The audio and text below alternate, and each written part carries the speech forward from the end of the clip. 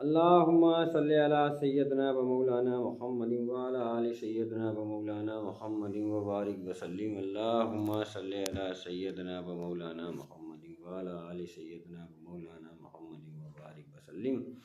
जैसे मुल्क अबद के शहर लखनऊ से एक सबक हासिल करें। जिसे मुक़त्तियात, रूफ़ मुक़त्तियात को कुरान कहा गया है और जिब्रील अलैहिस्सलाम के द्वारा लाई गई वही उनको भी कुरान पाक कहा गया है।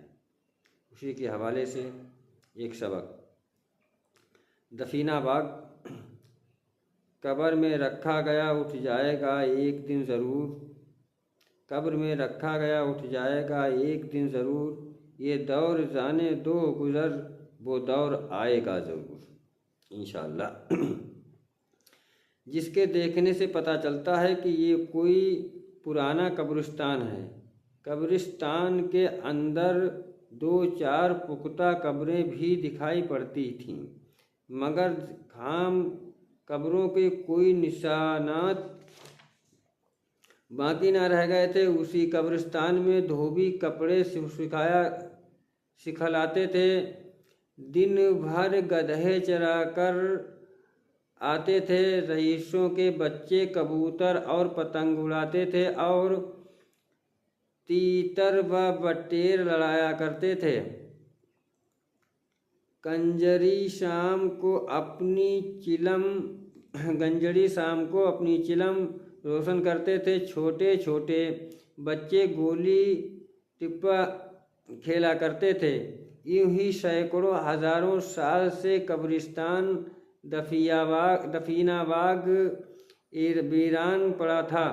शहर लखनऊ में अंदर उल्मा मदरसा आलिया फुरकानिया और फिरंगी महल जैसे बड़े बड़े दारुल उलूम हैं, जहाँ सिर्फ व नौहो इल्मी कवायद और दीनी तहकीक की तालीम दी जाती है। दिल्ली में अमीर खुसरू रहमतुल्लाह अलैह के घर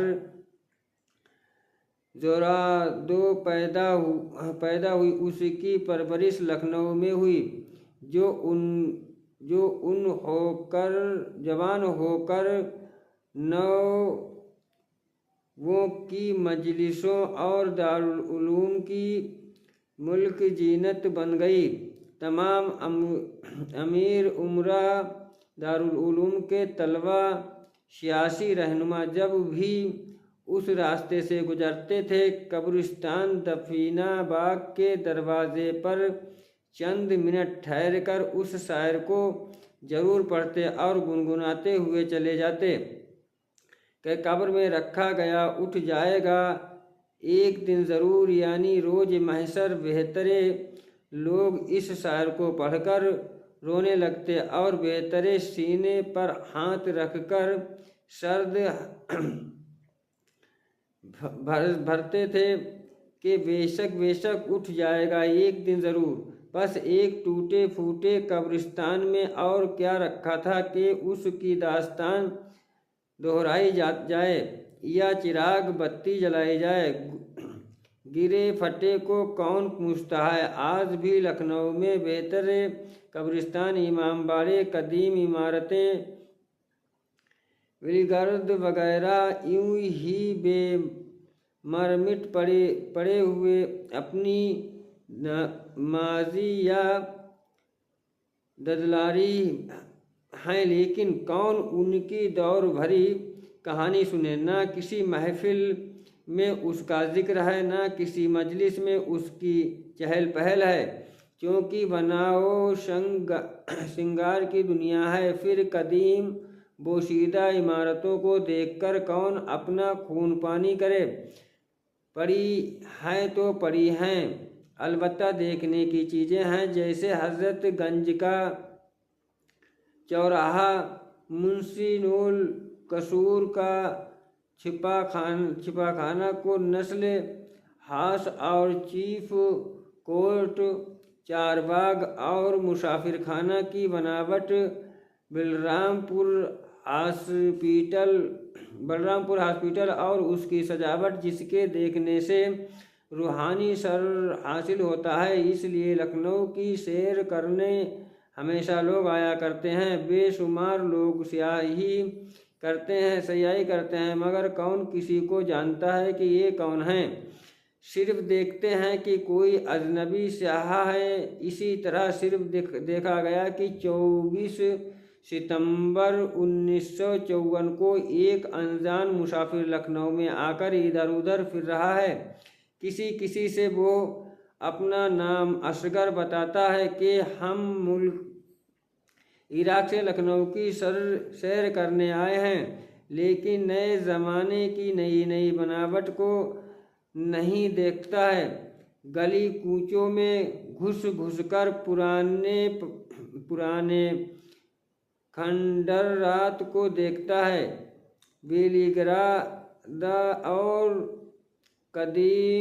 कदमे रसूल को देखता हुआ कब्रिस्तान दफीना बाग के जब गेट पर पहुंचा तो अपने गले में पहने हुई चांदी की ताबीज़ से एक कागज़ निकालकर कुछ दुआ पढ़ा और संगमरमर की प्लेट पर जो नज़ीर पढ़ी के लिखा है दफीनाबाग, ये देखकर हंसने उछलने और कूदने लगा। देखने वालों ने समझा कि ये कोई सिर्री पागल है, मगर वो सिर्री कब्रिस्तान दफीनाबाग देखने के बाद फिर कुछ नहीं देखा, सीधा दिल्ली चला गया। वहाँ नेहरू गवर्नमेंट से कुछ बातचीत किया, ना मालूम क्या बात हुई। उसके बाद देखा गया कि 28 सितंबर 1954 को कब्रिस्तान दफीनाबाग में एक मसलह मिलिट्री का दस्ता तैनात हो गया, जो कब्रिस्तान के करीब भी किसी को नहीं जाने देता था। चारों तरफ से पर्दा और पहरा लगा दिया गया और धोबी गधे गंजड़ी तीतर बटेर मुर्ग मेंढा और पतंग वाले सब परेशान थे कि हमारी तफरीह गाह में मिलिट्री तैनात है, अब हम क्या करें।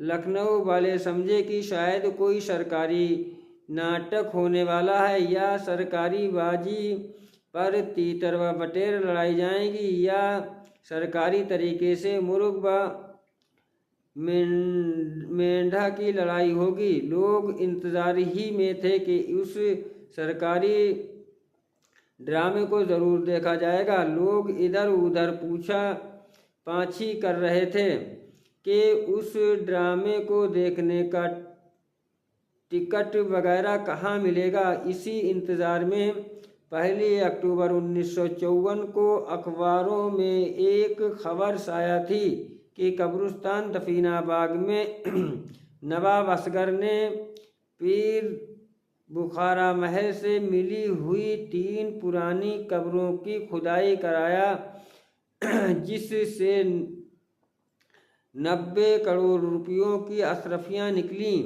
जिससे 12% नेहरू गवर्नमेंट को टैक्स अदा किया और बाकी खजाना लेकर मुल्क इराक वापस चले गए।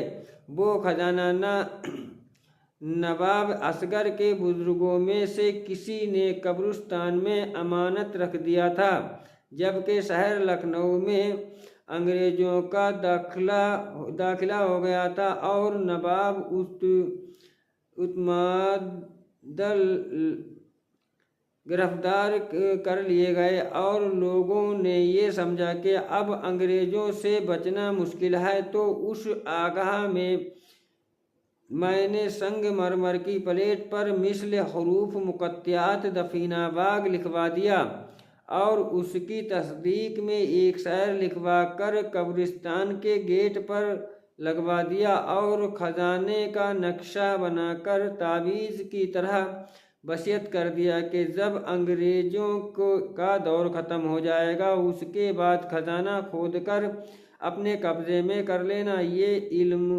अमानत सीना ब सीना चलती रही। इसकी ना कोई किताब लिखी गई और ना कागज़ व किताब की कोई ज़रूरत थी। इसलिए जब अंग्रेज़ी दौर ख़त्म हो गया और फिर अंग्रेज़ों की वापसी का अंदेशा भी ख़त्म हो गया, तो नवाब असगर लखनवी की सैर करने चले कि देखें मेरे खजाने का क्या हाल है। अपने ताबीज़ की मदद से अपना खजाना ढूंढ रहे थे, इसलिए वो पुराने पुराने खंडरात देखते थे और नई बनावट सजावट की तरफ नहीं जाते थे। लिहाजा जब इन्होंने दफीना बाग देखा कि इसी कब्रिस्तान में हमारा खजाना दफन है और अभी तक साबिक बस दस्तूर महफूज है, इसलिए वो हंसे और उछलने और कूदने लगे थे। वो सिर्री यानी राज जानने वाले थे, ना पागल थे। जब ये खबर शहर लखनऊ में आम हुई तो शहर में कोहराम मच गया। सारा शहर दफीनाबाग की तरफ उमड़ पड़ा। आज दफीनाबाग की दिलकश के सामने लखनऊ की नारंगियां इमारत खा गई थी। औरत, बच्चे, बूढ़े, जवान, हर किस्म के लोगों का दफीनाबाग की तरफ तांता बंधा हुआ था और सबकी जबानों पर जल्दी चलो दफीनाबाग, जल्दी चलो दफीनाबाग। इस भीड़ भाड़ में बेहतर मास्टर, तालिब इल्म और ज्योतिषी, नजूमी, क्याफा, सनास, मुशर्रफ और महकीक भी पहुँचे, जो हैरत में पड़े थे कि इल्म, नजूम व ज्योतिष इतने हुए इधर ख्याल ना पहुँचा। मुफसर व महकीक होते हुए भी उसकी तफसीर व तहकीक की तरफ ना पहुँच सका कि दफीनाबाग और शहर की क्या तफसीर व हकीकत है।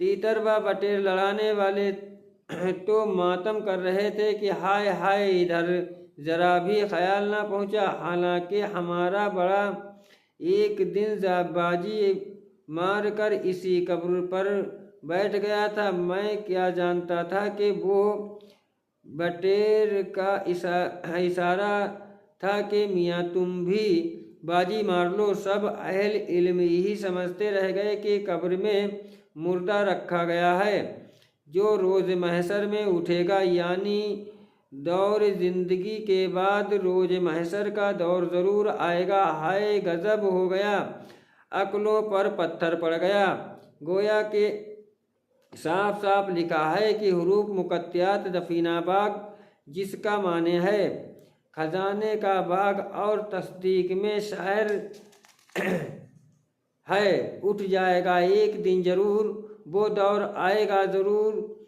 इस ज़रूर में कितना बड़ा दावा और गारंटी पोशीदा थी। हासिल असल मकसद ये कि शहर लखनऊ में दफीनाबाग था और लखनऊ में पल कर जबान हुई और लखनऊ में ही नदो तालामा और मदरसा आलिया और फिरंगी महल दारुल उलूम हैं, जहाँ उर्दू को ज़ेरो पहनाई जाती है और सबकी ज़बान पर मुल्क उर्दू मसल्लत है और वक्ते उर्दू ही लिखा था। दफीनाबाग और उसकी तस्दीक भी उर्दू में थी, लेकिन उर्दू वाले ही उस उर्दू को और उर्दू के तस्दीकी शायर को नहीं समझ सके। सब खेल कूद तीतर बटेर लड़ाने में फंसे रह गए। इसी लापरवाही में मुल्क अवध को खजाना मालिक ईरान को पहुंच गया। गो के नवाब असगर को लखनवी में वापस आना चाहिए, लखनऊ से खजाना ना ले जाना चाहिए है। ठीक इसी तरह कुरान शरीफ का भी हाल हुआ, जबकि हज़रत उस्मान ने देखा कि शहर इस्लाम में दुश्मनान रसूल दाखिल हो चुके हैं और इत्माद रसूल हज़रत अली गिरफ्तार हो चुके हैं। यानी हज़रत उमर के बाद वो खलीफा नहीं हो सके। गोया मजलिस शूरा ने कैद कर दिया। मरवान जो कभी अनहराफ कुरान में शहर बदर हुआ था, फिर वो शहर में वापस आकर खलीफा इस्लाम का मीर मुंशी भी बन गया और खलीफा भी मजबूर है कि उफ कर सके। लिहाजा हुरूफ मुकत्तियात जो मिसल ख़जाने के थे, इनकी 29 अदद कब्रें बनाकर हज़रत उस्मान ने इन्हें कब्रों में खजाने को छुपा दिया और ये ऐलान कर दिया कि कुरान को ऐसा मुकफ़िल कर दिया है कि दुश्मन से महफूज रहेगा, और हुरूफ मुकत्तियात को तस्दीक में एक शायर लिख दिया जो हुजूर सल्लल्लाहु अलैहि वसल्लम ने कभी फरमाया था कि कुरान में मेराज की 90,000 बातें अमानत हैं। एक दिन वो ज़रूर मंजर आम पर आएंगी, मगर इस दौर के गुजरने के बाद वो जमाना आखिर का दौर होगा। पस आज तक बाग उस्मान में हुरूफ मुकत्तियात की वो 90,000 बातें फिल कब्र छिपी हैं, और तस्दीक के शायर साफ जाहिर है कि ये दौर जाने दो गुज़र, वो दौर आएगा ज़रूर जिसकी बाबत नेमतुल्लाह शाह वली ने 7वें सदी में फरमाया था, यानी 14वीं सदी से 700 साल पहले। 4 साल बेहतरी अज़कान जहा कायदा मेहदी उरूज साजा व महदियाना कि एक अच्छा ज़माना आएगा जबकि हकीकत मंज़िर आम होगी। तब बतलाओं के खात्मा होगा, वो तहरीक मेहदी होगी जो ज़माने में ज़माने के मुताबिक हिदायत करेगी। इस पेशनगोई के बाद फिर एक शायर फरमाया, खामोश बास नेमत इसरार हक मकन फास दरसान किनत कुंजन वाशद चैन बिया मगर नेमत अभी खामोश रहे 700 साल पहले राज फास ना कर। ये दौर जाने दो गुज़र, वो दौर आएगा ज़रूर। नाज़रीन किराम बाखूबी समझ सकते हैं कि 14वीं सदी तक बाग उस्मान में कोई तीतर बटेर लड़ा रहा है, कोई मूसा का कबूतर और ईसा का पतंग उड़ा रहा है, एक फ़िरका डराने का बंदर नचा रहा है। बहरहाल फ़िरका पर उलमा इसी तरह कुरान को लेकर खेल कूद में फंसे हैं। किसी को हुरूफ मुकत्तियात की तरफ ख्याल नहीं कि उनमें दीन व दुनिया के खजाने भरे हैं। बस हज़रत मुफ्ती साहब को चाहिए कि पहले हुरूफ मुकत्तियात की तरफ गौर करें, इसके बाद सूरे ज़ात खुद ब खुद समझ में आ जाएगी। जैसे पहले दफीना बाग समझ में आ गया, उसी के बाद तस्दीक शायर भी समझ में आया। चुनांच लखनऊ वाले बुजुर्ग की ये आला दिमागी थी कि अंग्रेज़ों के से नरगे में होकर भी हुरूफ मुकत्तियात लिखकर ख़जाने को बचा लिया। इसी तरह हज़रत उस्मान ने ये आला दिमाग भी थी कि 23 साल बाद बड़ी मेहनत से उन कंकड़ पत्थर चिमड़ा हड्डी के टुकड़ों को जमा कर ही डाला, जब जो सबके बस की बात न थी कि देखने में एक कागजी किताब मगर उस में कुरान व तस्दीक कुरान दोनों लिखे हैं। अगर हुरूफ मुकत्तियात बेमाने होते तो हरगिज़ हज़रत उस्मान किताब में ना लिखते। लिखा होना ही इस बात का सबूत है कि आइंदा नस्ल वाले तलाश करें ताकि हमेशा कुरान का सबक जारी रहे। मगर मुसलमानों की लापरवाही देखें कि हज़रत उस्मान की लिखी हुई किताब रखते हुए भी उसके मकसद व मफ़हूम की तरफ गौर नहीं। किस्सा कहानियों में मसरूफ़ हैं कि यही सब कुछ है। हजरत